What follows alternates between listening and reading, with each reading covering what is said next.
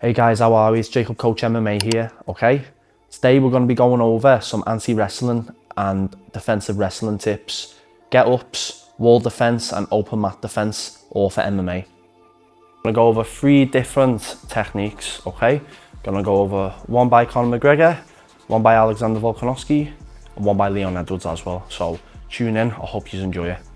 As someone who largely based the whole MMA game off wrestling, has had a wrestling background, this is the stuff I hated to deal with most. Okay, a few different concepts I'm going to give you and a few different things that I think people lack in. Number 1 is not using your hips enough to defend takedowns. So what a lot of people do is they get shot on and they just sprawl on the spot. What you really want to do is engage your hips more, push your hips forwards and then throw your legs back after you've made the space. The second thing I see a lot of people doing is defending takedowns, okay, standing back up and not punishing the person for trying to take them down or taking them down. If you're going to defend takedowns and use your energy, you need to react with something after and land damage. And last but not least, okay, your awareness when you're in the cage. What a lot of people do, especially strikers, is they end up backing themselves up against the fence. If someone's looking to take you down, that's the position they want the most. What you're best doing is trying to control the cage, trying to control the center, and not letting someone back you up. Conditioning.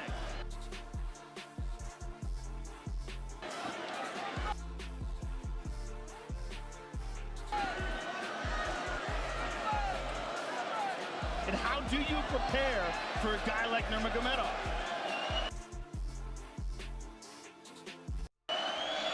Nice knee to the body by Conor.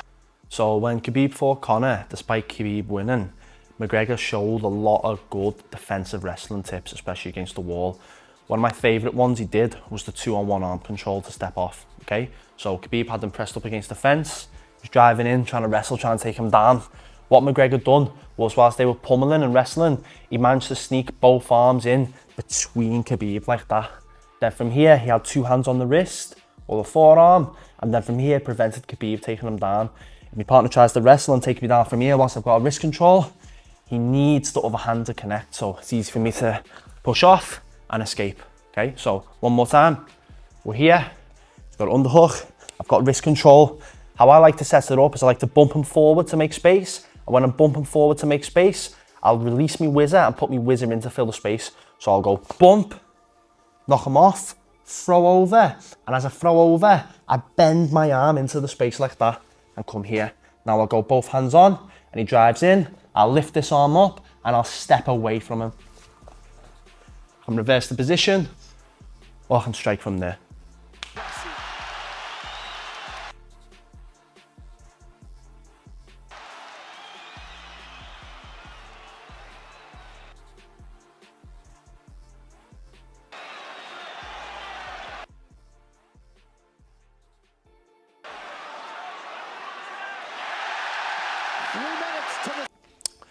Okay guys, so when Islam fought Alex for the UFC lightweight title, nice trick he used against the fence was managing to get each other's hips further away from each other to move. So Christian drives into me, gets a body lock, okay?